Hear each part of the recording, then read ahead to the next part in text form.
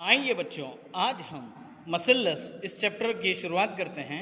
इसमें जो नुकात हमें पढ़ना है वो उसमें पहला है मसल्लस के बैद दाखिला ज़ावियों का मसला, मसल्लसों की मुतमासिलत, मस्ताविस साक़ैन मसल्लस, 30-60-90 की पैमाइश की मसल्लस की खुसूसियत, मसल्लस का वस्तानिया, क़ायमतुज़ ज़ाविया मसल्लस के वितर पर खींचे गए वस्तानिये की खुसूसियत, उमूदी नासिफ का मसला, ज़ावियों के नासिफ का मसला और मुशाबा मसल्लत। चलिए, तो पहला टॉपिक जो है मसल्लस के बैद दाखिला ज़ाविये। मसल्लस का बैद दाखिला ज़ावियों का मसला क्या है?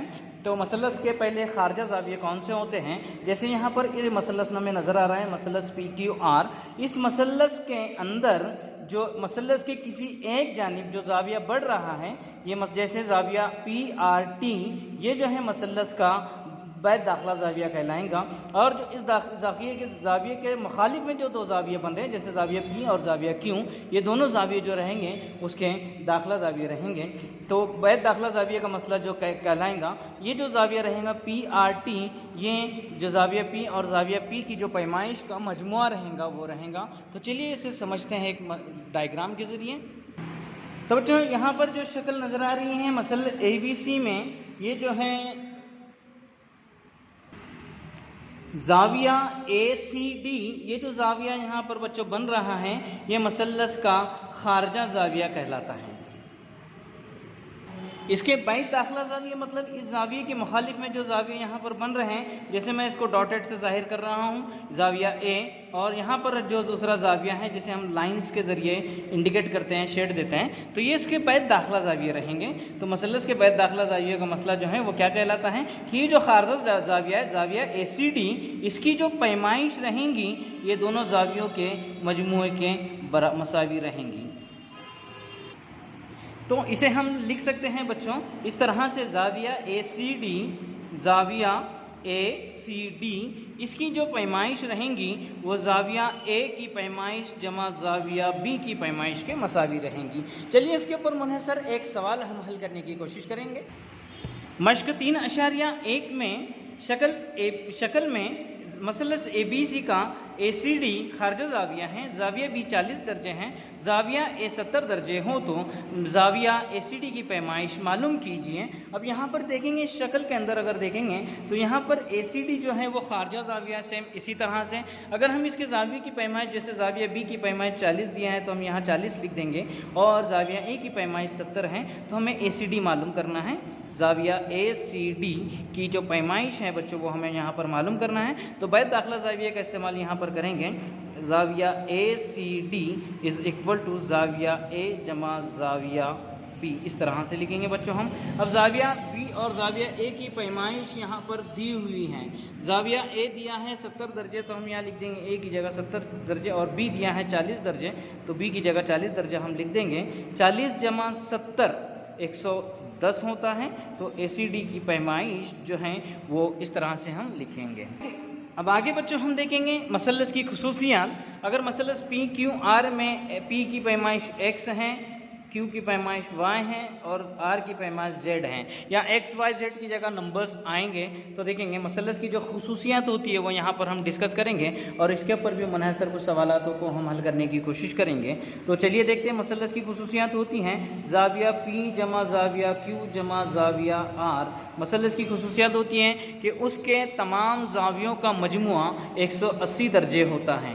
तो उसकी इस तरह से लिखेंगे, यानी यहाँ पर इस तरह से हम लिख सकते हैं X जमा Y जमा Z इज इक्वल टू 180। यह है बच्चों मसल्लस की खुसूसियात।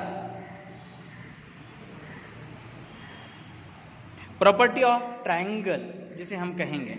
चलिए इसके ऊपर मुनहसर कुछ सवाल हम हल करने की कोशिश करेंगे। जैसे यहाँ पर बच्चों सवाल नंबर 2 है मश्क 3.1 का कि मसल्लस PQR में P और ज़ाविया Q की पैमाइश दी हुई हो तो R की पैमाइश मालूम कीजिए। तो यहाँ पर हम इसी तरह से मसल्लस की खुसूसियात का इस्तेमाल करेंगे। ज़ाविया P जमा ज़ाविया Q जमा ज़ाविया R इज़ इक्वल टू कितना होगा बच्चों? 180 दर्जे। किस बेस पे? मसल्लस की खुसूसियत की बेस पर। ठीक है बच्चों। अब ज़ाविया P और ज़ाविया Q दिया है तो उनकी पैमाइश यहाँ हम लिख देंगे 70 जमा 65 जमा ज़ाविया R इज़ इक्वल टू 180। ठीक है बच्चों। अब 70 जमा 65 कितना होता है? तो बच्चों ये होता है 135 जमा जाविया R इज इक्वल टू 180। 135 इधर जमा कर रहा है, उधर जाके क्या करेंगे बच्चों माइनस करेंगे, तो यहाँ पर हम लिखेंगे R is equal to 180 minus 135। 100 में से 100 गया तो 0 हो गया। अब 80 में से 35 हमको मालूम माइनस करना है। तो बच्चों 80 में से 35 गए तो यहाँ पर बच जाता है 45। तो इस तरह से ज़ाविया R 180 में से 135 माइनस किए तो ज़ाविया R की पैमाइश 45 हो जाएंगी। इसी तरह अगर अगला सवाल हम यहाँ पर देखेंगे तो यहाँ पर भी दिया है मसलसों के ज़ाविये की पैमाइश दी हुई है, तो हर ज़ाविये की पैमाइश मालूम कीजिए। तो यहाँ पर बच्चों हम इन तीनों की जमा करेंगे। तो इस तरह से मसलस की खुसूसियत प्रॉपर्टी ऑफ ट्रायंगल का हम यहाँ पर इस्तेमाल करेंगे। अब यहाँ पर बच्चों देखेंगे तो ये हो जाएगा x माइनस 40 जमा x माइनस 20 जमा x इज इक्वल टू 180। अब यहाँ पर x जमा 1 ये हो जाएगा बच्चों 3x, मनफी 20 मनफी 40 ये हो जाएगा मनफी 60 इज इक्वल टू 180। 60 इधर मनफी है, उधर गया तो क्या हो जाएगा बच्चों मुस्बत हो जाएगा। तो यहाँ पर 3x इज इक्वल टू मेरे पास बच जाएगा 180 जमा 60। ठीक है बच्चों, अब 180 जमा 60 कितना होता है? तो 180 जमा 60 जो होता है वो 240 होता है। 3 इधर ज़रब करवा जाएंगे, तकसीम करेंगे बच्चों, तो यहाँ पर हो जाएगा हमारे पास 240 तकसीम 3। ठीक है, अब इसको हम तकसीम करेंगे, 3 का 3, 3 8 24, 0 का 0। तो x की कीमत यहाँ पर बच्चों 80 हो गई। अब हमें जो दूसरा ज़ाविया दिए हैं x माइनस 40 हमें यहाँ पर मालूम करना है। तो यहाँ पर x की कीमत हम 80 रखेंगे, 80 माइनस 40 तो ये हो जाएगा कितना हो जाएगा बच्चों 40 हो जाएगा। अब इसके बाद दूसरा जो ज़ाविया है वो x माइनस 20 है, तो हम x माइनस 20 की कीमत मालूम करेंगे, 80 x की कीमत 80 रखेंगे माइनस 20 तो ये हो जाएगा 60।